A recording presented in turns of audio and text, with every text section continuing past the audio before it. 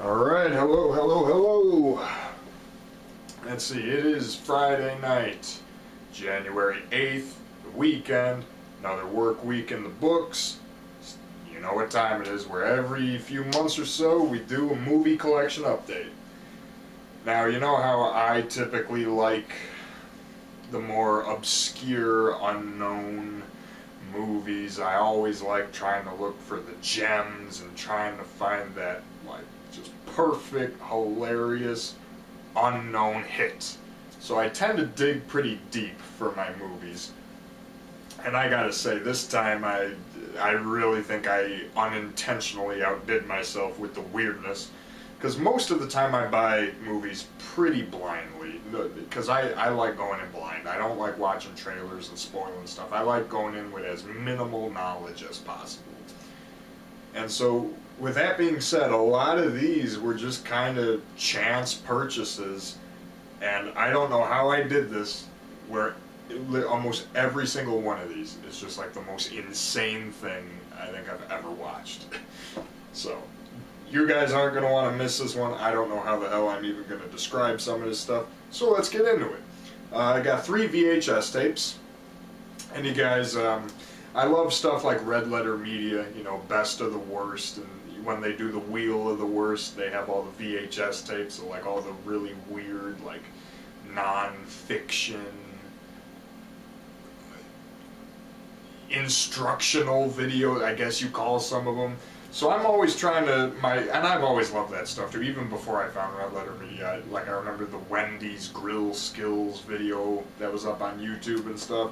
So I found 3 VHS tapes, totaling a couple bucks, you know, cheap stuff, and these all look pretty unintentionally hilarious. And for the most part, all 3 of them delivered. The first one, we've got the Klutz's Guide to Saving Money on Home Repair Bills. The cover of just a random old man fixing a doorknob sold me. And yeah, it's this guy going around fixing shit around his house, and at the end he starts giving marital advice. Home repairs. And then this one, the cover, this just sold me right off the bat. Arne Dixon's YoYo Extravaganza, sponsored by Duncan Yo-Yos, in which you have a Rick Moranis look-alike, literally, the guy looks exactly like Rick Moranis, teaching yo-yo tricks while telling really, really shitty jokes.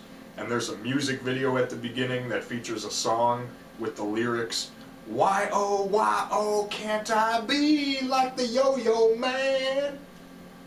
It's the most 90s thing I think I've ever watched. And How to Play Pool, starring Minnesota Fats featuring Waylon Jennings.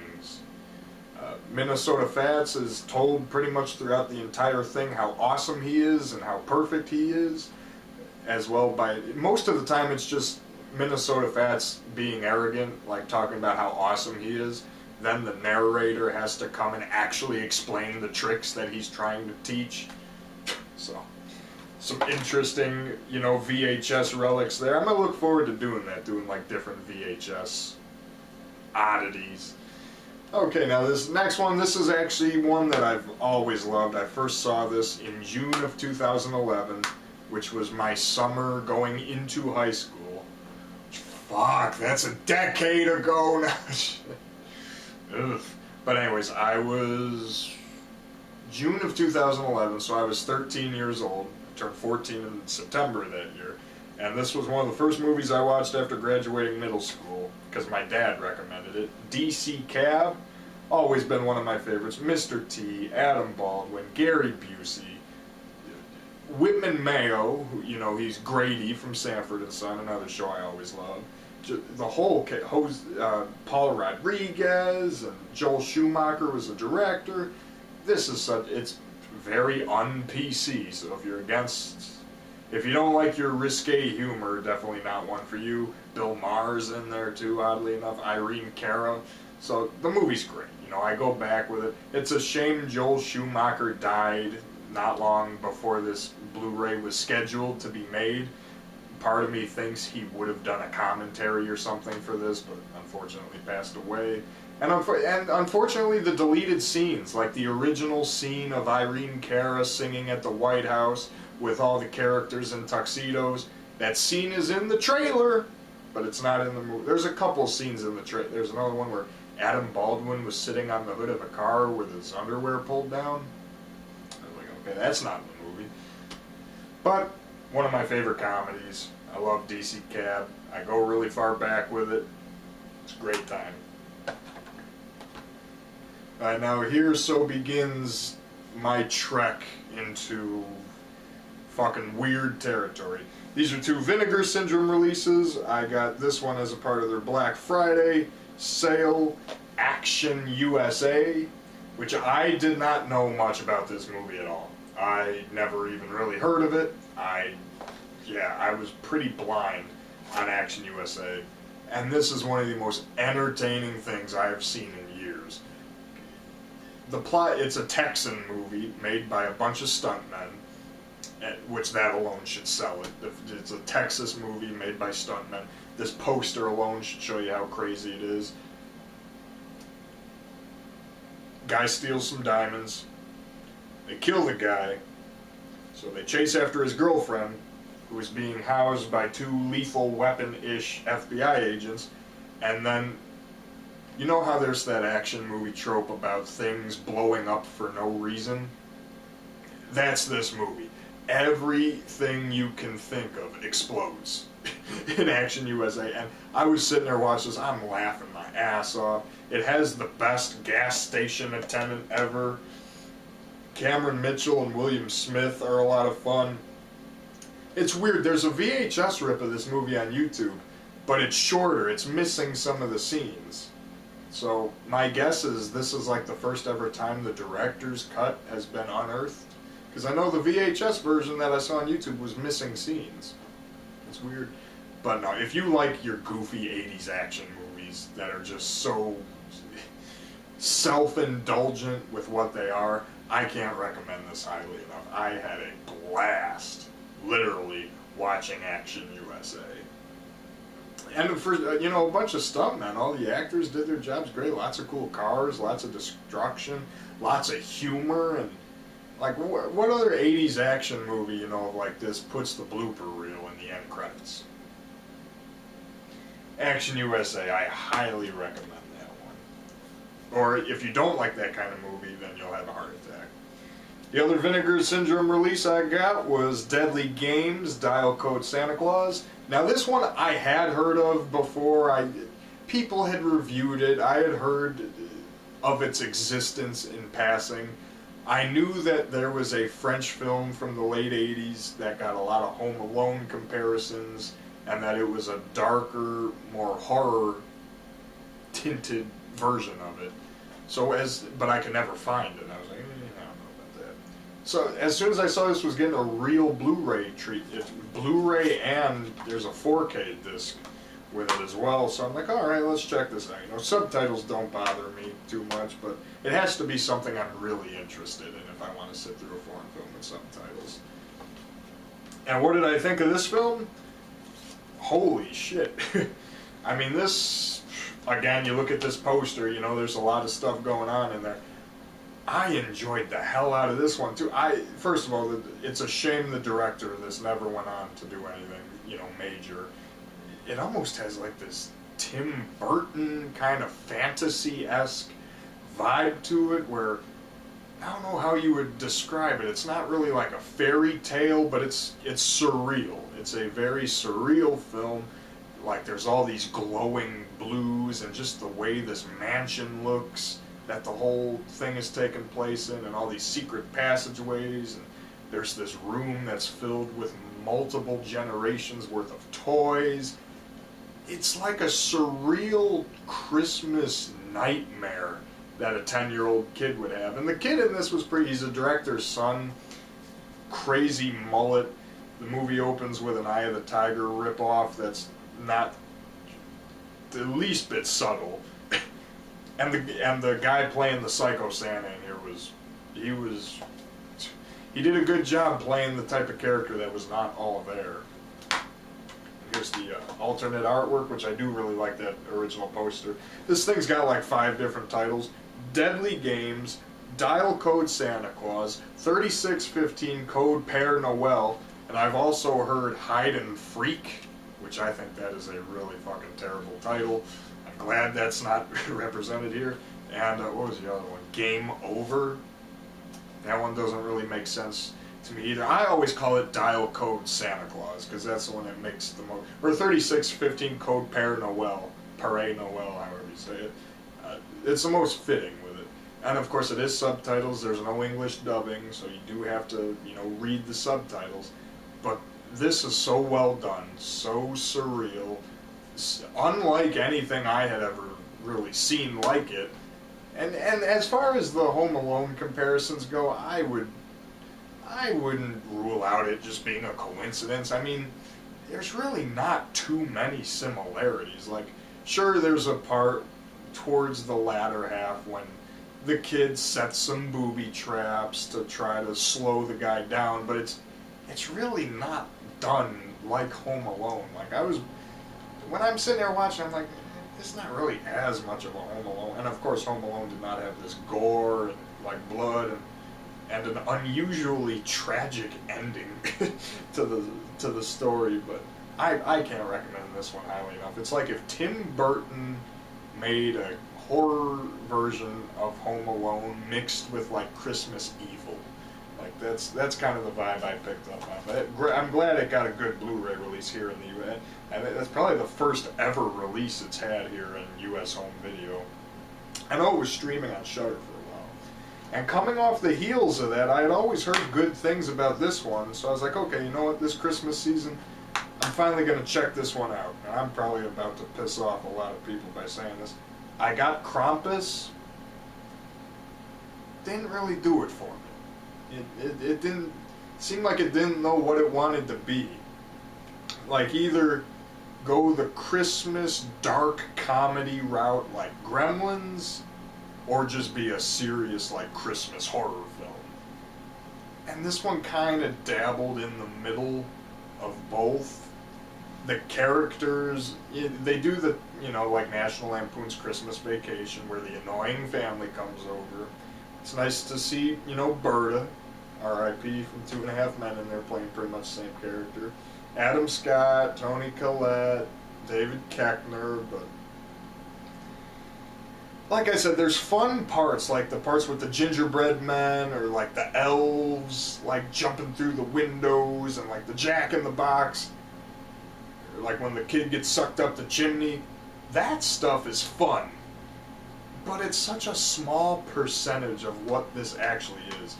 I wish they would have gone more with it. Like, it seemed like they didn't go enough towards the horror route, and they didn't go enough towards the, like, the comedy tongue-in-cheek route. So it kind of felt like it was in limbo, and especially because it's PG-13 too. I mean, not a bad outing, but it just didn't do it for me, guys. I'm sorry. I know that's a very wide... I've got friends who really like that, who were talking that up to me, so hope I didn't piss any of you off too bad right there.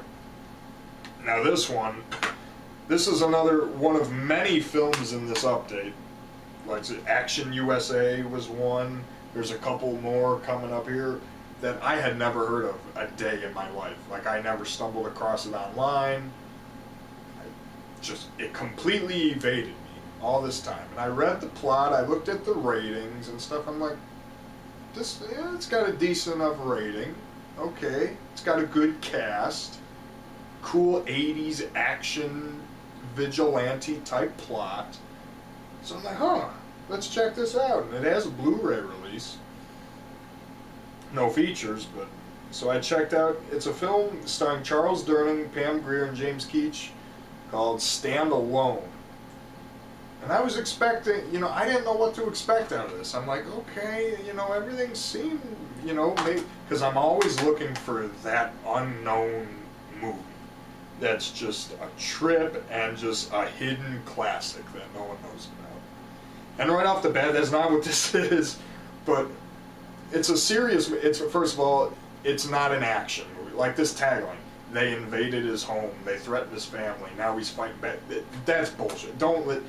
This movie is a drama first and an action movie kind of second. It's more of a crime procedural where Charles Durning witnesses a crime being committed, and now he's kind of stuck in this conflict for whether or not he wants to, you know, identify the gang members who did it and get caught in the crossfire. So it's kind of a morality thing, like, do I just stay out of it? Do I turn these guys in and risk my life? And it's him dealing with his daughter-in-law and his grandson. And the grandson in this movie is a lot of fun. He's such a smart-ass, and I loved it. And there are a few moments of action that ensue because of that, but for the most part, it's more of a crime drama procedural. And that being said, the movie's really not comedic at all. It's a very serious, straightforward movie, but I gotta say, this has to be one of the most unintentionally hilarious things I've ever seen. And please do not crucify me for saying this, but a lot of it is from things that I should not be laughing at, because, I mean, it's a realistic movie, I'll say that, because it's not starring a big, muscle-bound guy, but in this film, Charles Durning is a very large man, right? And, like, this poster, you see that, like, that ain't it. Like, that, you see him here, like, that's him, but this is not his body type. So there's scenes in this where Charles Durning has to run away from the bad guys, and the way it's filmed, the way they show him, I'm like, I was sitting here laughing my ass off, because I'm like, oh my god. Like, they're trying, but this is coming off way funnier than it should be.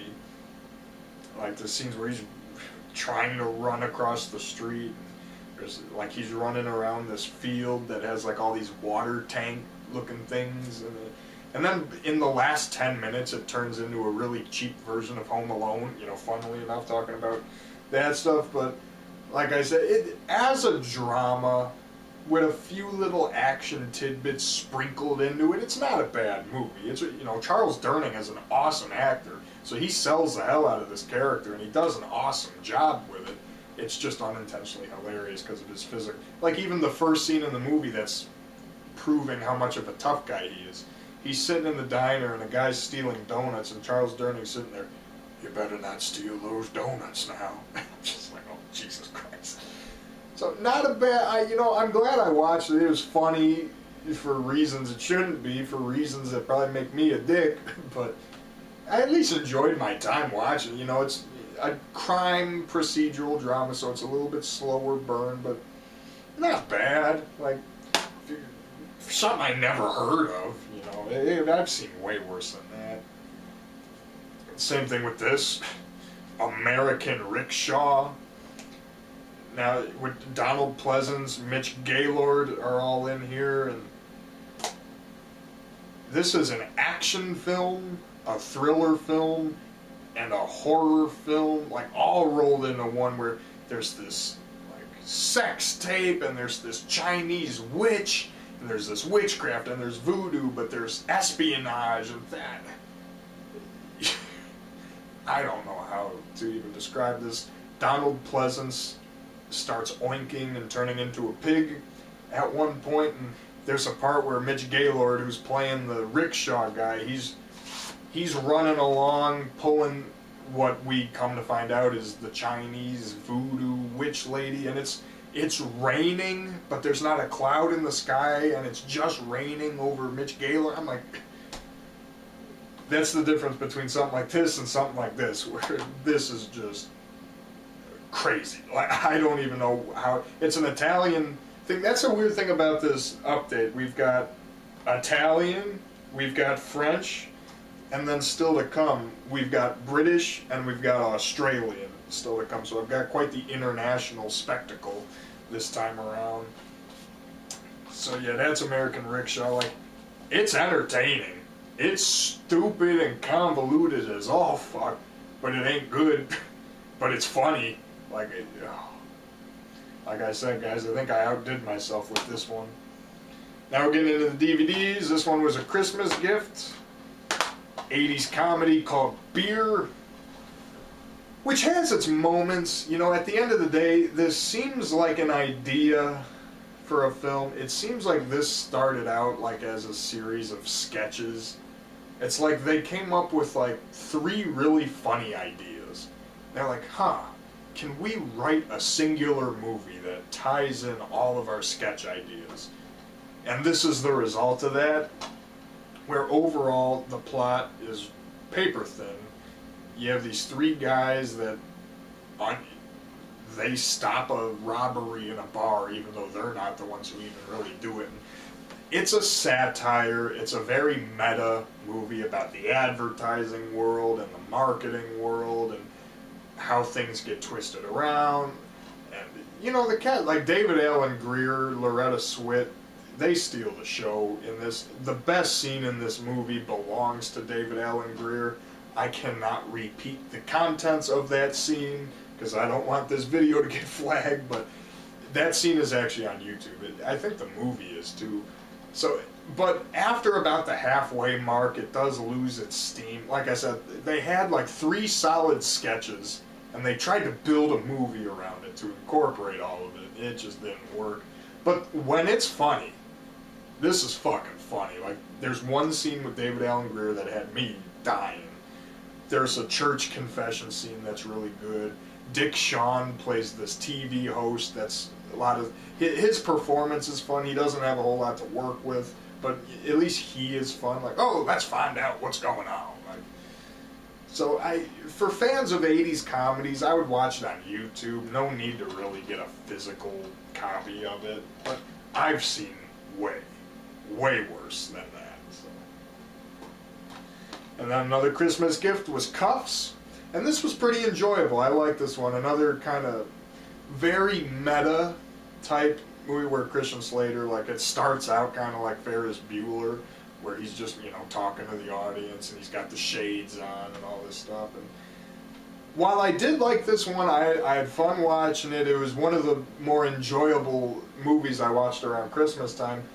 I had kind of a similar feeling with this that I had with Krampus, that I wished it would have just chosen one path, because again, when it's meta and funny, it's pretty funny, and then there's a lot of dramatic moments, like involving Christian Slater and his brother, and it has a very uneven tone because of that. Like, I wish they would have either just gone full on, like, if looks could kill action parody, or like a serious movie where Christian Slater is the hero.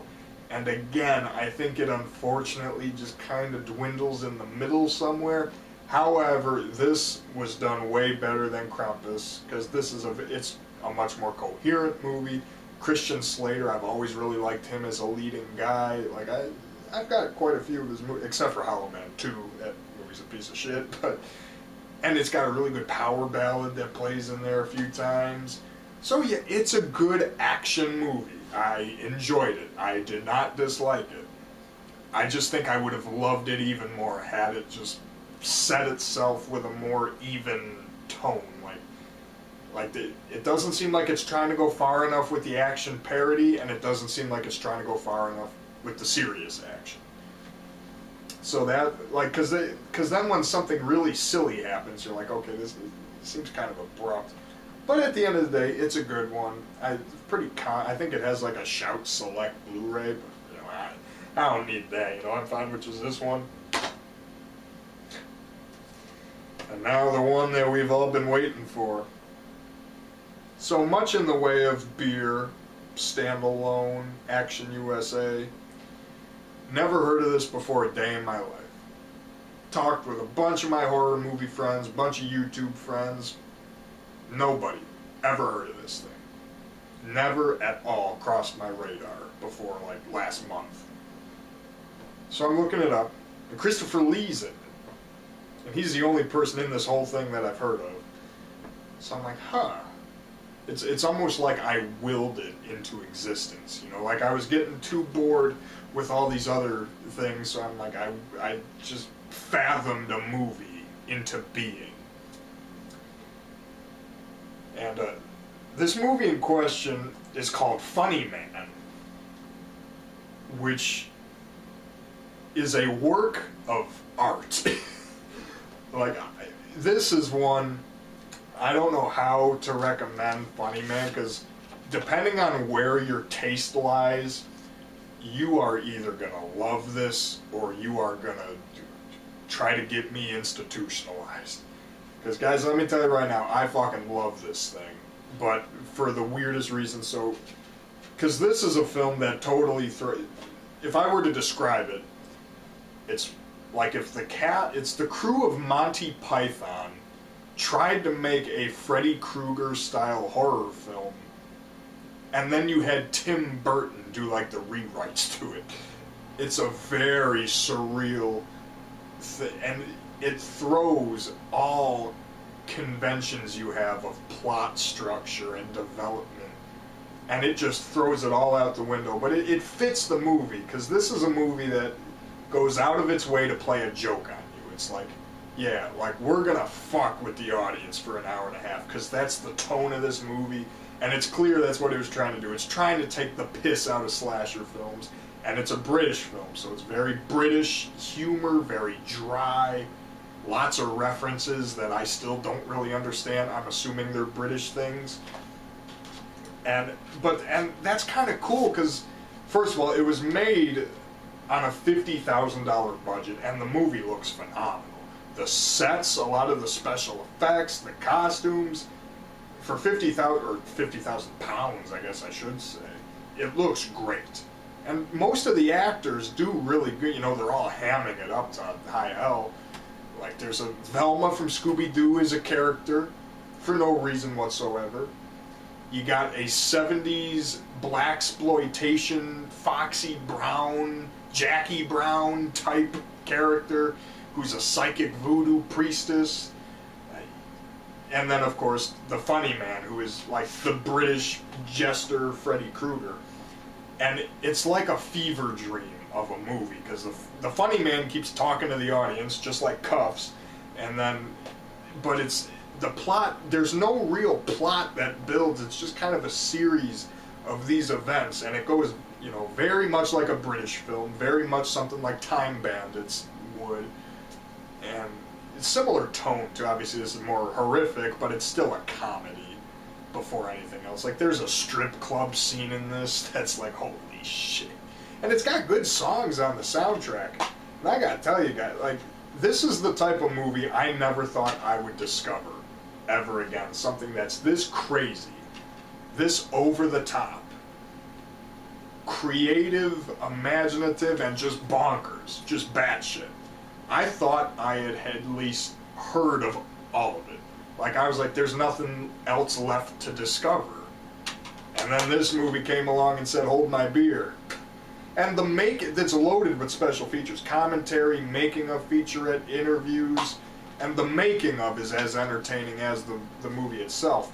Get this 8-page production diary of when they were filming it. I gotta tell you, this movie touched a special place in my heart, just being so goofy, so batshit crazy of a British horror comedy parody. Freddy Krueger meets Monty Python, meets Time Bandits, meets Tim Burton, because there's a lot of surreal image, you know, there's lots of cards and jesters and stuff like that. And then there's this village that they go to that's like this underworld. It looks like something out of Beetlejuice. Like, yeah, it's a crazy. So if you like crazy shit like that, like, I personally loved it. I was sitting there, it's refreshing to watch a movie that's not so overly reliant on the story. It's refreshing to see a movie that just does not give a fuck. Like, that movie, the Joker is joking you the whole thing. And it's like, there's a character in it called the Hard Man who says at the beginning of the movie, like, oh, sex and violence, mate, it's all the people want. And that sums up the movie right there. So I loved it. I don't know if you will, but if you like, I urge you to watch Funny Man, because it's a trip. It's a fever dream trip that was rewarding as a motherfucker. Next up, my friend Bob has been recommending this to me for the longest time, so I finally got around to seeing Trespass. Really good gang drama. I really like this one, and awesome cast. Bill Paxton, Ice-T, William Sadler, and Ice Cube. You got Ice-T and Ice Cube.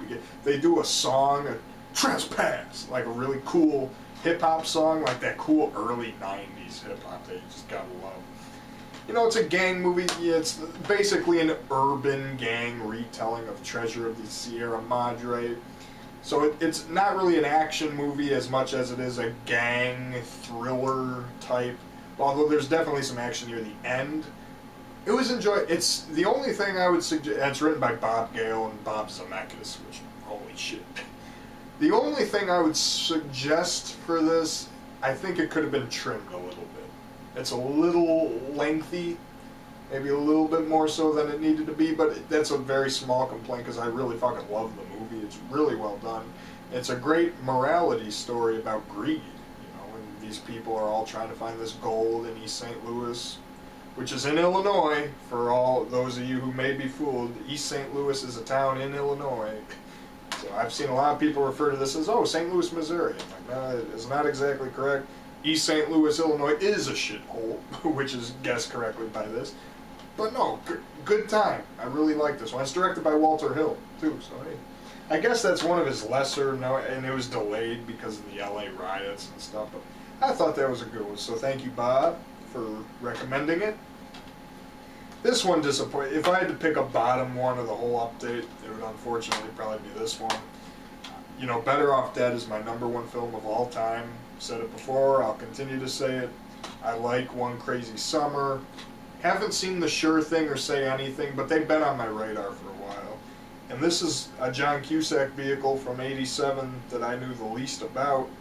And it sounded fun, it was getting good reviews, so I checked into it. Early appearance by Ben and Jerry Stiller. Hot Pursuit with John Cusack. I thought this sucked. Like, it's got a fun plot. Like, okay, he has to go to this Central American country, which basically seems like Jamaica. They never really name the country, they just kind of go.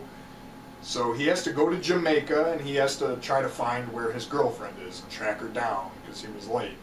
I'm like, okay, it's getting good reviews. I could see fun potential. And Robert Loggia is in it. I like the Stillers.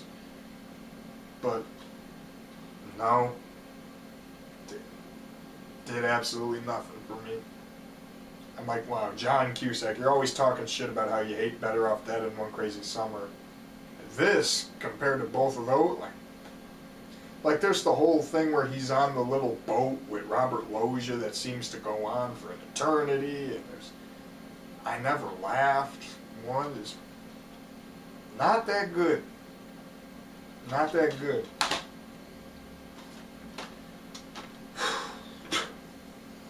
It's another one I came across this online, never heard of it before. It's from 2009. This is the Australian film of the bunch. So what we did, we covered France with Dial Code Santa Claus, covered Italy / America with American Rickshaw, went to Britain for Funny Man. Now we got Australia for The Loved Ones. And I read the plot, and you know, you look at this poster, you're like, oh, so it's like Prom Night meets Misery. And that's kind of what it is, but it's a whole fuck ton of other things too. Like, the biggest vibe in this whole thing is like a Texas Chainsaw Massacre type vibe, where guy rejects this girl to the prom, not even in an asshole way, he just rejects her. He's like, oh, sorry, I already have a girlfriend, but thanks. You know, typical rejection. And so he's kidnapped by her and her crazy Texas Chainsaw-ish family, and like to get his own personal prom with this girl. But this goes on some fucking weird tangents, man. Like right off the bat, between her and her psycho dad, there's like this incest stuff going on, and whenever you see that in a movie, you're like, what the fuck?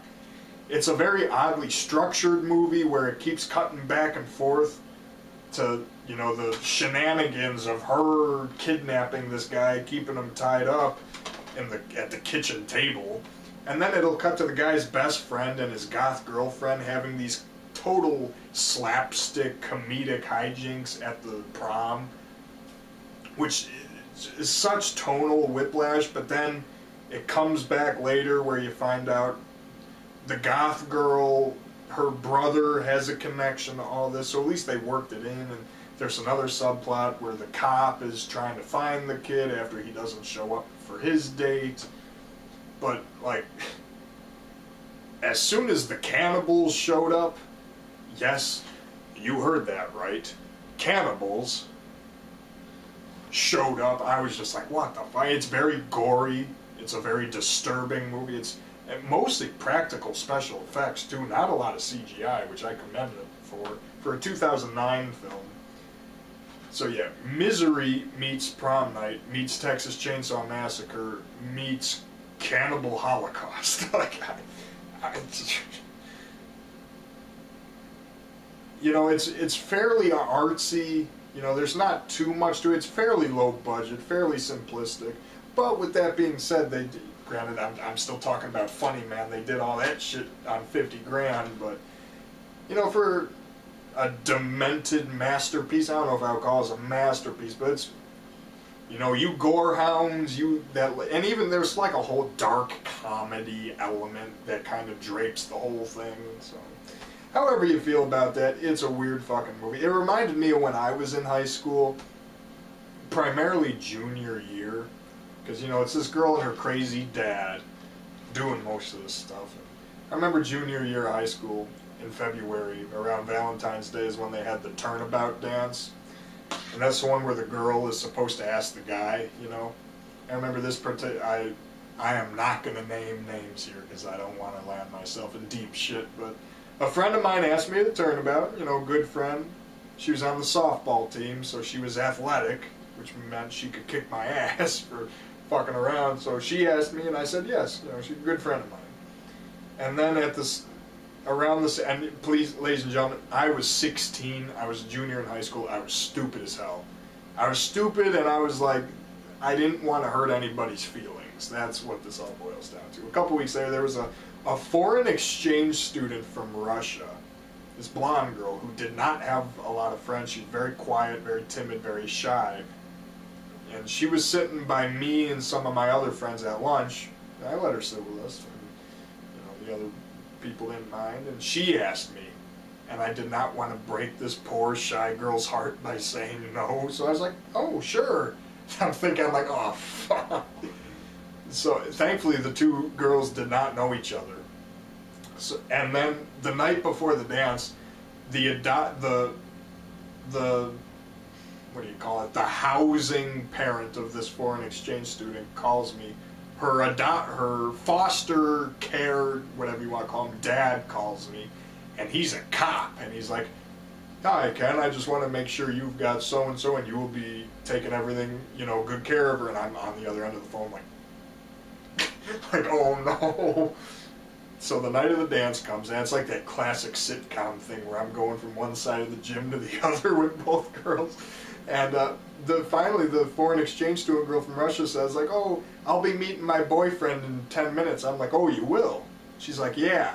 So I'm like, easiest cop-out ever. So I went back, spent the whole night with the other girl, went out to dinner afterwards. It was nice. And I never made that mistake again. So I don't know why the fuck I just told that story, but it kind of reminded me of this. I don't know. Maybe it's a good thing I told that foreign exchange girl yes. Otherwise, I could have been the guy from this movie. Die Hard with a Vengeance. I don't think this one needs too much introduction. It doesn't feel as much like Die Hard as Die Hard 1 and 2, but it's still a damn fun movie. Die Hard 2 is underrated as hell. William Sadler's underrated as hell. That movie as a whole is just underrated. So if you're a Die Hard 2 hater, you can have your opinion. I'm not going to knock you for it, but I disagree wholeheartedly. Die Hard 2 is one of the most underappreciated sequels of all time. But this one's a lot of fun. This is a 2-disc, like a steelbook type thing. And like I said, while it doesn't feel as much like Die Hard, it's John McClane, man, and Zeus. What else do you need? I don't think that one needs much introduction. These, I have not watched either of these two yet. This is a first where on Christmas, this was actually picked out for me by a 5-year-old. By my dad's girlfriend on her side of the family. her little 5-year-old niece. They were shopping around Christmas, and I guess the parent was like, "Oh, what movie should we get Kenny?" And the 5-year-old girl just picked this out for apparently no reason. So, first time that's ever happened, a 5-year-old picked out a movie for me. It's actually 2 movies. I haven't watched either of these yet, but I'll be looking forward to checking them out. Speaking of Samuel L. Jackson, Kong Skull Island and the 2014 Godzilla. I've heard bad things about Godzilla, but I've heard from a decent number of people Skull Island's alright, so hey, we'll see. Let me know in the comments. And lastly, I found this for $13, and I could not believe it because this is going for like $120 on Amazon ever since this bullshit with Apple Plus. The Peanuts 1960s collection. This one's got Charlie Brown Christmas, Great Pumpkin, He's Your Dog, Charlie. This one's got like the real classic ones in there. So to find this for $13 at half price books, when it goes for like $120 on Amazon last time I checked, I had to scoop this up. So yeah, that very lucky find. I'm tired after trying to wrap my brain around describing some of this. Like when you get Action USA, Dial Code Santa Claus, Standalone, American Rickshaw, Beer, Funny Man, and The Loved Ones all in one fucking video. I don't know how I made it through this. And those 3 VHS tapes. I don't know how I do it. This is definitely one of the craziest ones yet, so hey, just roll with it. Thank you guys for watching. That was my movie update for January 8th. And we will see you next time. Hope your new year is off to a great start.